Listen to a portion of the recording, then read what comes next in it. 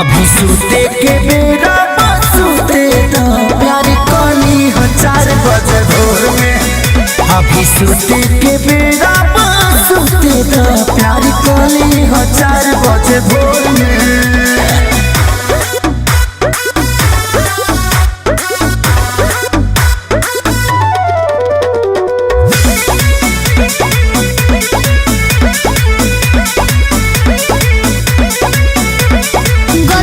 गतर मोर बिख चढ़ता तहरा रहनिया पखीस बरता। हे धनिया है बन को के अपन नजरिया चदरिया ओढ़िलाना हो कि होता जिया ना हमारा निंदिया जनवा छोड़ दाना हो। कद बढ़ोतरी तू छागल के सोर में। अभी सुते के बेरा सुते तो प्यार कली हो 4 बजे भोर में। अभी सुते के बेरा सुते तो प्यार कली हो 4 बजे भोर में।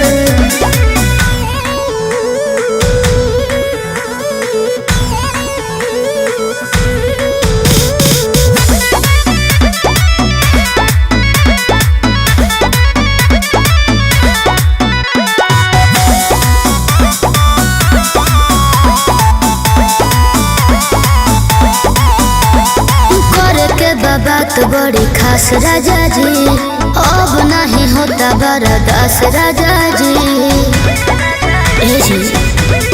जवाना कमवा के नहीं खेटाई खाली करेलू हम तो करी नहीं बोरियारी तो कहे तू करेलू।